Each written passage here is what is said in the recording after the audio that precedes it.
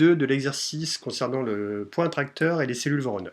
Donc là, pour pouvoir créer une influence, générer l'influence qui aura le point par rapport aux cellules, on va tout d'abord devoir mesurer les distances entre ce point attracteur et chaque élément de la populette 3D qui est aussi le centre des cellules.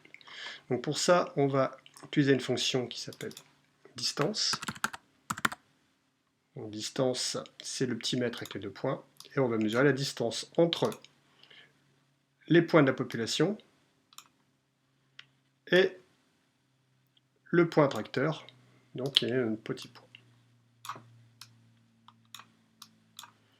Donc on va regarder ici si je mets un panel sorti, ce qui me propose comme type de dimension. Donc voilà, donc là vous avez la liste de toutes les distances d'entre chaque point. Donc de 0 à 1, maintenant il faudra définir qui est qui. Mais ça, c'est chaque distance de chaque point. Donc par exemple, si je réduis mon nombre de cellules à 8, même à 5, je vais avoir ici dans le panel les 5 distances entre ce point-là et chacun des points. Voilà. Donc ça, en fait, les distances sont quand même assez grandes. Donc ça peut poser des difficultés pour pouvoir générer la relation et les influences entre les cellules et les points. Donc pour remédier à cela, on va construire un nouveau domaine. Donc qu'est-ce que c'est? Donc construct domaine.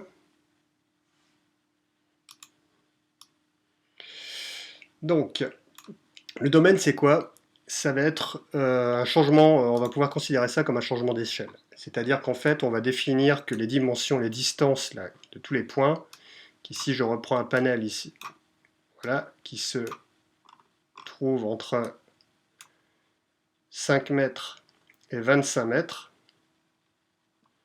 On va transformer en fait ce rapport d'échelle entre 5 mètres et 25 mètres, par exemple, on va le définir dans un domaine qui va se situer entre 0,2 et 1. Donc je vais créer un slider.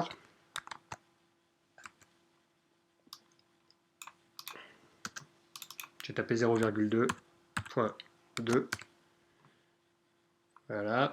Et ici un slider à 0,9. Comme ça, on aura des valeurs plutôt fines. Et donc le domaine, on va convertir le domaine entre 0 et 25 mètres dans le domaine entre 0 et 1.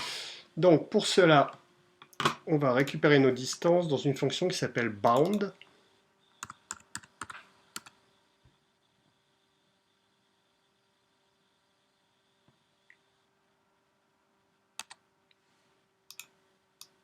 Voilà. Donc bound a besoin de récupérer les distances.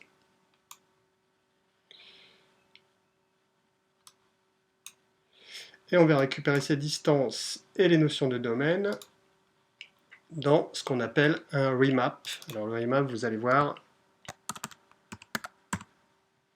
remap number.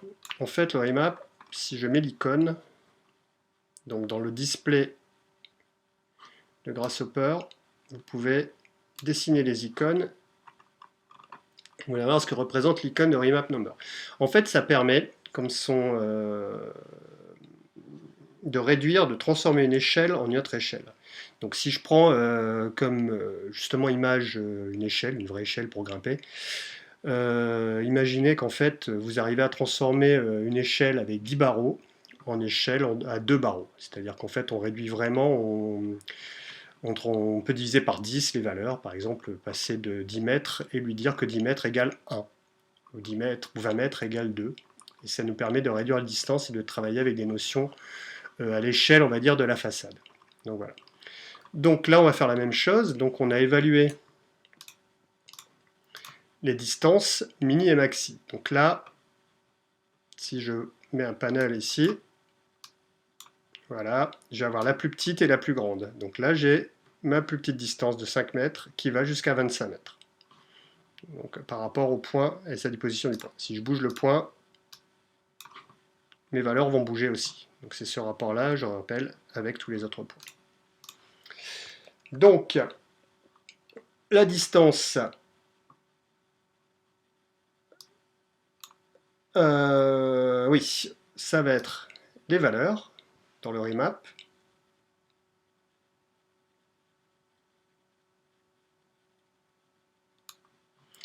Pardon, je reviens sur mon display, je déconnecte icône, voilà. La source, pardon, je me suis trompé, la source c'est le bound. Je déconnecte, contrôle. Voilà. La target, c'est le domaine.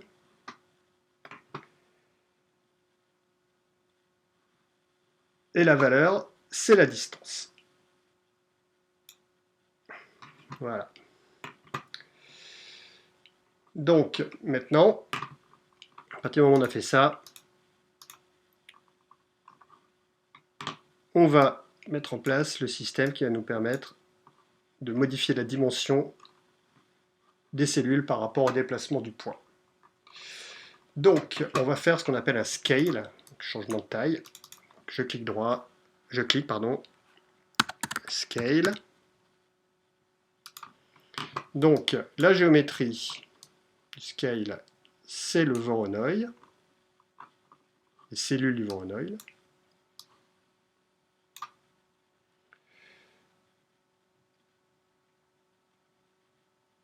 Le centre, c'est la population.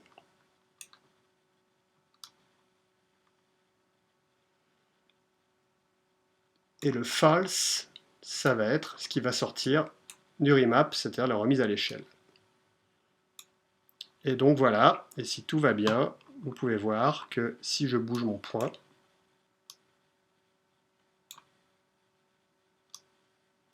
je bouge la taille de mes cellules. Alors, pour piloter ça, donc voilà, donc si vous revenez sur l'ensemble du début, là, ce sera plus flagrant, vous retournez sur la populette 3D et vous augmentez le nombre de cellules, vous verrez les différences d'échelle entre chacun des éléments en bougeant les points.